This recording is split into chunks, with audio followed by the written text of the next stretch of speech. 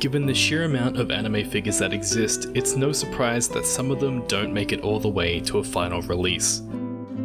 After too many Wonder Festivals without any updates, I've come to terms that this figure that I've been waiting for is already dead. NANI?!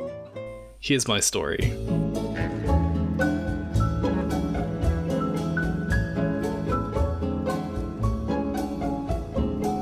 ARIA is as serene as it is beautiful.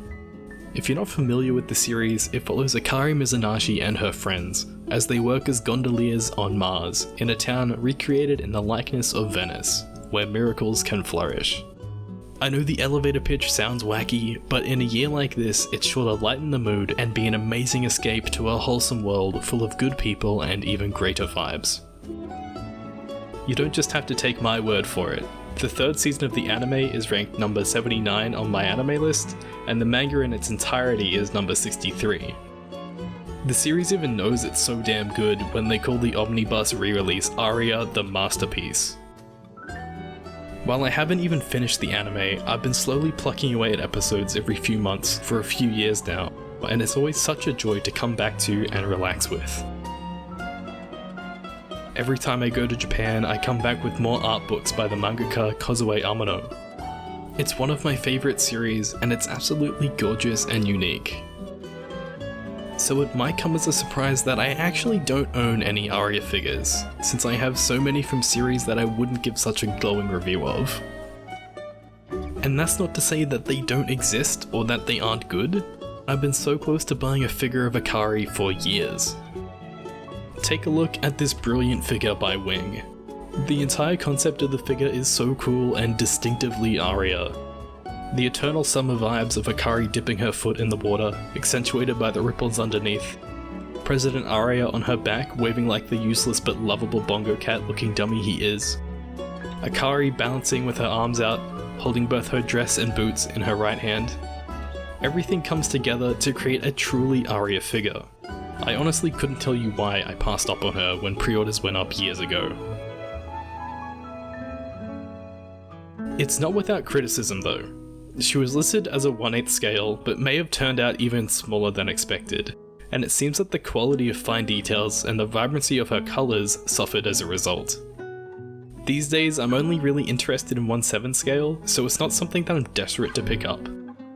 But as if they heard my wish, Flare released their version of Akari last year, which was indeed 1/7 scale, but unfortunately it didn't capture me as much as Wings. It was a solid sculpt with some great detail around the dress and a much more captivating expression. I just feel it lacks enough of that ARIA charm to justify the price, and being the one Akari figure that I would own. On top of that, President ARIA is doing some sort of koala hug on the back of Akari's head, which looks kind of weird and would make the pair pretty awkward to display. So in a classic fairy tale fashion, I felt like I was in a Goldilocks situation with no way out. Those two figures aren't for me, but this one, this small figure, is perfect for me. Finally, some good figure announcements. If you're familiar with most of my videos, you might have already guessed. It's the Akari Mizunashi Nendoroid, and it's faded from existence. She was announced back in February 2018, and after 2.5 years, there have been 0 updates. All we have is the super cute concept art from the announcement, but it's as if they've just straight up forgotten about her. Akari Nendoroid. And the important part of that sentence is they, who in this case is Aquamarine, not Good Smile, not even Max Factory, which has a deep history with GSC and have handled quite a few Nendoroids in the past. Aquamarine, who at that point in time had never made a Nendoroid before. And to add insult to injury, 5 months later they go ahead and announce Alice 2, who never even got chibi concept art. And as much as I want this to be a case of haha they were trying something new with outsourcing Nendo manufacturing to other companies and it didn't work out, it's not. Since these two ARIA girls have been announced, Aquamarine have announced, prototyped and put pre-orders up for Ultraman, and they already have another on the way, all within a year.